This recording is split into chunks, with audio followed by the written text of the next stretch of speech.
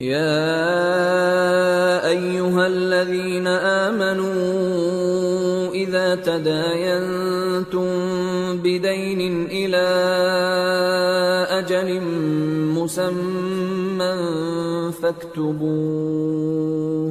وليكتب بينكم كاتب بالعدل ولا يأب كاتب أن يكتب كما علمه الله فليكتب وليملل الذي عليه الحق وليتق الله ربه ولا يبخس منه شيئا فإن كان الذي عليه الحق سفيها أو ضعيفا أو لا يستطيع أن يمل هو فليملل وليه بالعدل واستشهدوا شهيدين من رجالكم فإن لم يكونا رجلين فرجل وامرأتان ممن ترضون من الشهداء أن تضل إحداهما فتذكر إحداهما الأخرى ولا يأبى الشهداء إذا ما دعوا ولا تسأموا أن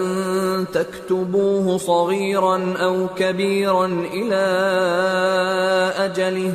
ذلكم أقسط عند الله وأقوم للشهادة وأدنى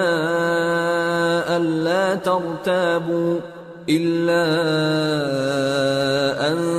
تكون تجارة حاضرة تديرونها بينكم فليس عليكم جناح ألا تكتبوها وأشهدوا إذا تبايعتم ولا يضار كاتب ولا شهيد وَإِن تَفْعَلُوا فَإِنَّهُ فُسُوقٌ بِكُمْ وَاتَّقُوا اللَّهَ وَيُعَلِّمُكُمُ اللَّهُ وَاللَّهُ بِكُلِّ شَيْءٍ عَلِيمٌ۔ مومنو، جب تم آپس میں کسی میعاد معین کے لیے قرض کا معاملہ کرنے لگو تو اس کو لکھ لیا کرو اور لکھنے والا تم میں کسی کا نقصان نہ کرے بلکہ انصاف سے لکھے۔ نیز لکھنے والا جیسا اللہ نے اسے سکھایا ہے لکھنے سے انکار بھی نہ کرے اور دستاویز لکھ دے،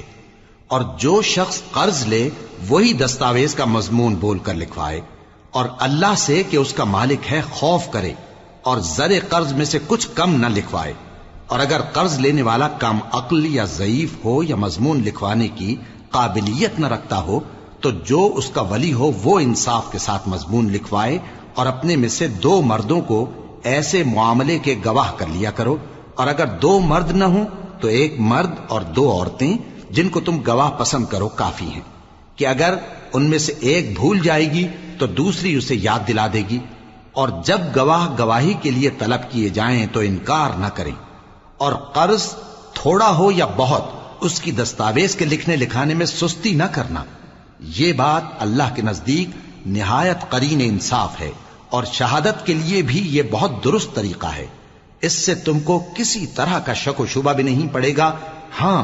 اگر سودا دست بدست ہو جو تم آپس میں لیتے دیتے ہو تو اگر ایسے معاملے کے دستاویز نہ لکھو تو تم پر کچھ گناہ نہیں، اور جب خرید و فروخت کیا کرو مثلا زمین جائیداد کی تو بھی گواہ کر لیا کرو، اور کاتب دستاویز اور گواہ معاملہ کرنے والوں کا کسی طرح کا نقصان نہ کریں۔ اگر تم لوگ ایسا کرو تو یہ تمہارے لیے گناہ کی بات ہے، اور اللہ سے ڈرو اور دیکھو کہ وہ تم کو کیسی مفید باتیں سکھاتا ہے، اور اللہ ہر چیز سے واقف ہے۔